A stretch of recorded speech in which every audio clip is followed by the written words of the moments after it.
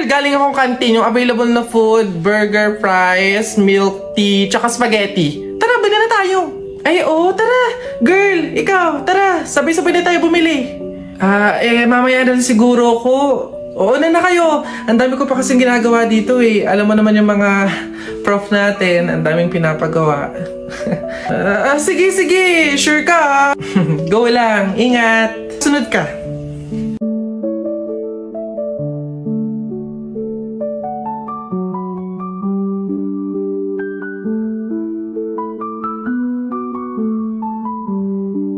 Excited na ako, babe. Oh, girl, ano? Sama ka? Tara! Buong section natin is pupunta sa mall later after class. Let's G? Oh,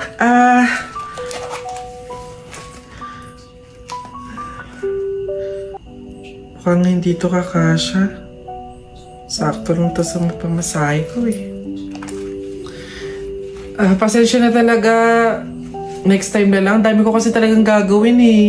Sayang naman. Masaya to for sure. Sorry talaga. Promise, next time babawi talaga ako. Uy, enjoy kayo ah. Okay class, so like what I said earlier, today yung deadline ng bayad sa tour. So, means, maniningil na ako, okay? Ma'am, Gcash ko na lang po yung sa akin. Alright, send mo na lang. Ma'am, sa akin po cash. Here po. Okay, thank you. Iha, ikaw, nasan yung payment mo? Ma'am, baka po pwedeng sa isang linggo ko na lang po ibigay. Ha? Eh di ba nga sabi ko, Iha, ngayon yung payment. Ngayon yung deadline ng bayad, oh. Maniningil na nga ako. Mag-iisang linggo ka naman. Hindi pwede. Anak, walang-wala pa talaga ako sa ngayon eh. Hindi naman ako makautang sa mga kapitbahay natin kasi ang laki na din ng utang ko sa kanila. Ma'am, pasensya na po, hindi po pala ako makakasama sa tour. May pupuntahan din po kasi kami eh.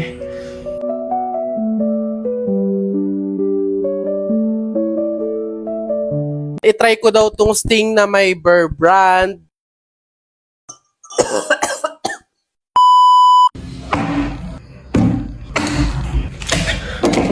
Howdy people! So, ayan, nakita ko to sa comment. Wait lang.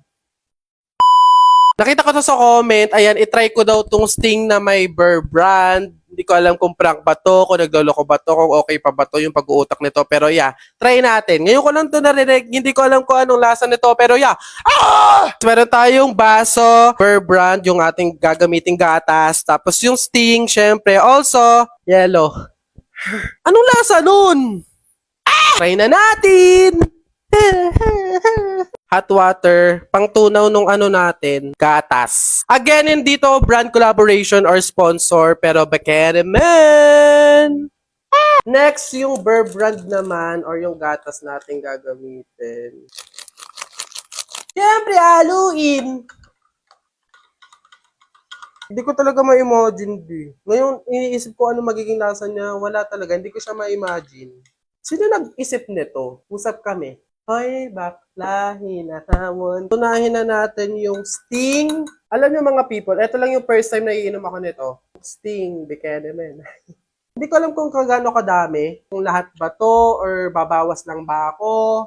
Comment down below. Wait ko.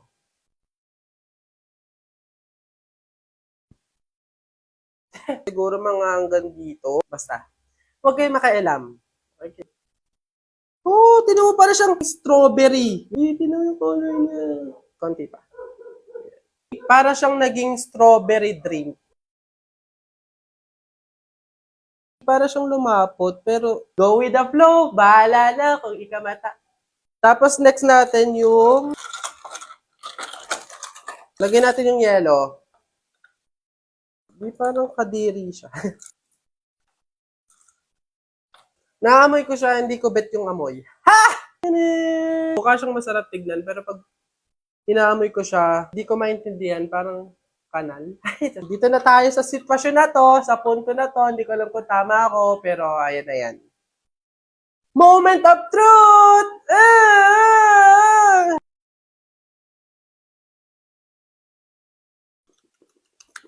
Parang panis na gatas. Nakakaubo? Tama ba ako? Inubo pa siya, Day. Siguro mo. Pabaligtad ko na, baka laway conscious ka eh. Papakita mo sa video, malaman kung anong lasa. Pangit, parang panis, no? Basta kayo na lang mag-try. Try nyo na lang. Baka sa inyo masarap. Ganon. Baka ako maarte lang ako. Ganon. Try nyo na lang din. Sorry naman mga people, no? So sabi sa mga comment, kailangan gawan ko daw ng part 2, ulitin ko daw. Ha? Ay, oo nga.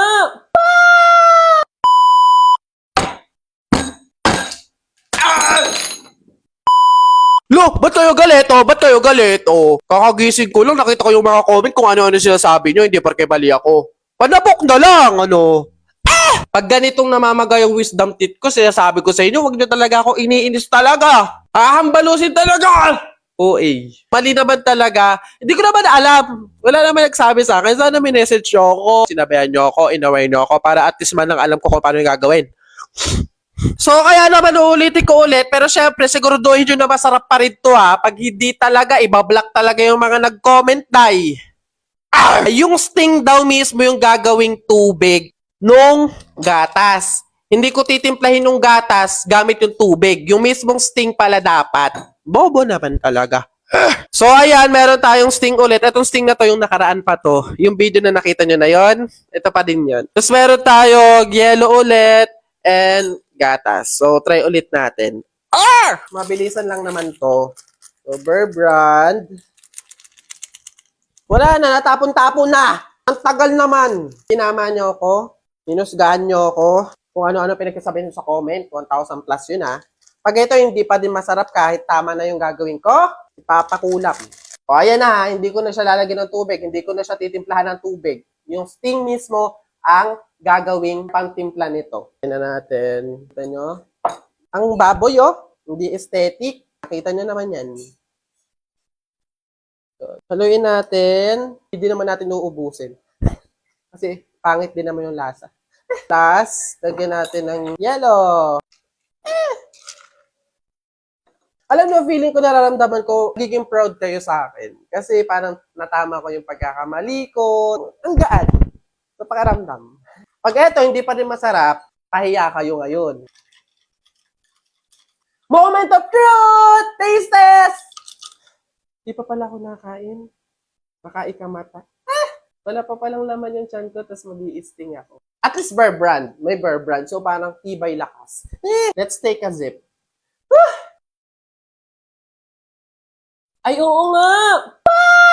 Masarap! Para pa rin siyang Dutch Mill. Masarap nga. Ay, ang bobo, strawberry nga pala talaga to. Kaya pala Sa unang video sinasabi ko, para siya strawberry. Strawberry pala talaga yung sting. Hindi kasi nagbabasa, babe. Lasa siyang Dutch Mill. Alam mo yung mga frap or frappe sa coffee shop? Ganon. Pinagsama-samang prutas na binlender mo. Ganon, para siyang shake. Tama kayo! Sarap! Masarap. Yakult plus Mentos. Parang, ayak! Ano yun? Alam mo, parang nasasayang lang yung mga binibili ko sa inyo dito. Hindi naman masarap.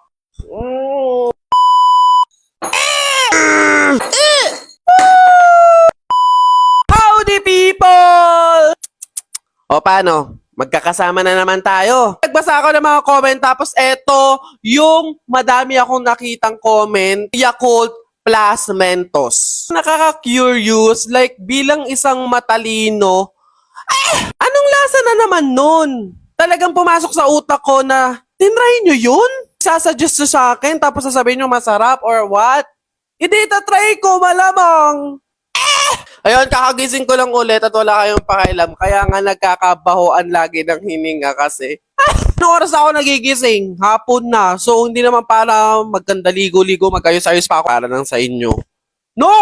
Meron tayong baso, yellow, Yakult, yung ating bida for today, and Mentos. Silang dalawa yung bida natin ngayon. So again, hindi to sponsor, hindi to brand collaboration, pero Yakult, Mentos, Buchanan. Huwag na tayong dumadapa, try na natin. So, unahin natin yung Yakult Let's open it.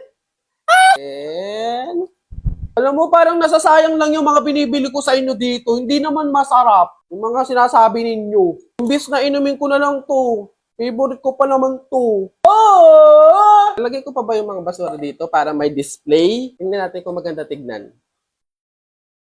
Huwag na lang. Next, yung ating Mentos, ayan, iba't ibang flavors sila. Paano ba kasi? Feeling ko talaga maging proud kayo sa akin kasi nag-isip ako, sabi ko, anong Mentos? Yung mentol ba? Or yung iba't ibang flavor? Eh, naisip ko yung iba't ibang flavor yun for sure. Last is yung yellow. Para syempre, ano siya? Ice cold Yakumentos. Wala, parang okay naman siya sa patingin. Parang, ayak! Ano yun? Haluin natin ganyan. Ewan ko din sa mga naisip nyo. Tasteless moment of truth! Ah! Oh! Yakult siya, pero may different flavor. Andun pa rin yung pagka-Yakult niya kasi syempre mas madaming Yakult yung nilagay natin. Pero alam mo yung pumipitik, may pumipitik na ibang flavor na matamis. Oh my God!